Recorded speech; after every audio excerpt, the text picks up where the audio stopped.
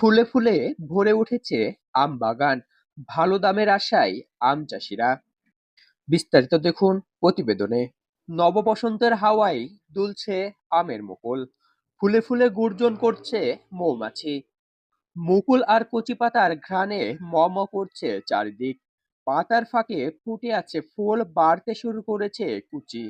জাগছে নতুন আশার সঞ্চয়, ফুটছে কৃষকের মুখে হাসি। আর এই কৃষকের হাসি বলে দিচ্ছে এই বছরের আবহাওয়া রয়েছে অনুকূলে।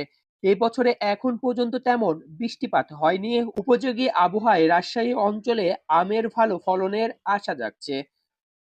অন্যদিকে গত ২ বছর ধরে দেশের বাইরে আম রপ্তানি না থাকায় চাষিরা অনেকটাই হতাশ।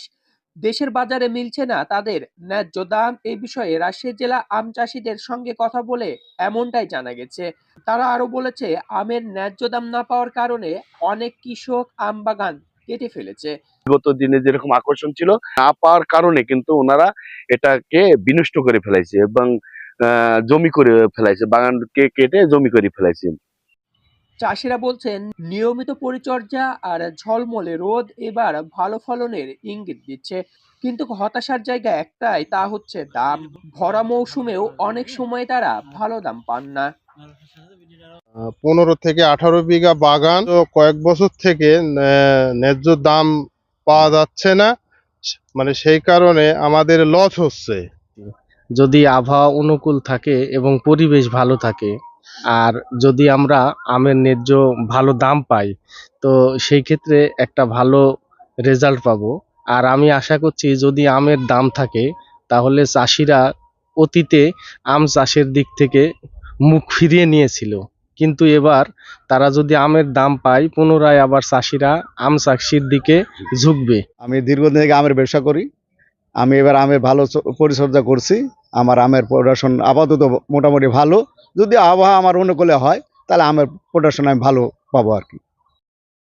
এদিকে কৃষি বিভাগের দাবি, নিম্ন জাতের আমের দাম না পাওয়ায় চাষিরা এখন উন্নত জাতের আমের গাছ রোপণ করছে। রপ্তানির জন্য দেওয়া হচ্ছে প্রয়োজনীয় প্রশিক্ষণও। যদিও আবহাওয়া অনুকূলে থাকে এবং প্রাকৃতিক কোনো দুর্যোগ না ঘটে, তাহলে এই বছরে প্রচুর পরিমাণে আম ফলন হবে বলে আশা করা যায়। কৃষকদের যত্ন ও অনুকূল পরিবেশ একসঙ্গে থাকলে বাম্পার ফলনের সম্ভাবনাই বেশি।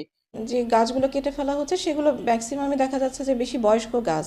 আমরা জানি গাছের বয়স খুব বেশি হয়ে গেলে সেগুলোর উৎপাদন ক্ষমতা কিন্তু কমে যায়, এবং সেই জাতগুলো আসলে বেশিরভাগ গুটি আমের জাত এবং লকনা আমের জাত, যেগুলো আসলে যেগুলোর বাজার মূল্য খুব কম পায় কৃষক। তো সেক্ষেত্রে দেখা যাচ্ছে তারা ভালো জাতের আমের জাত উৎপাদনের জন্য কিন্তু পুরাতন যে জাতগুলো যেগুলো তারা দাম পায়নি সেগুলো কিন্তু তারা কেটে ফেলছে। হয় কৃষকরা না জেনে বুঝে কিন্তু কাটতেছে না, হয় তারা ভালো ভ্যারাইটিতে যাচ্ছে যেগুলো দাম বেশি পাবে। হ্যাঁ, আমাদের যে ব্যানানা ম্যাঙ্গো আছে, কাটিমন আছে, হ্যাঁ, গৌরমতি আছে, এই জাতগুলো দেখা যাচ্ছে একটু লেট। খিসাপাত বা ল্যাংড়া আসার পরে যখন অন্যান্য আম থাকে না, তখন কিন্তু এই জাতগুলো বাজারে আসে এবং কৃষকরা কিন্তু গত কয়েক বছরে এগুলো বিক্রি করে কিন্তু বেশ ভালো দাম পেয়েছে। এবং কাটিমন আমরা দেখেছি যে সারা বছরই তারা ৩০০ টাকা কেজি করে বিক্রি করেছে এবং ব্যানানা ম্যাঙ্গো বেশ ভালো দাম পেয়েছে।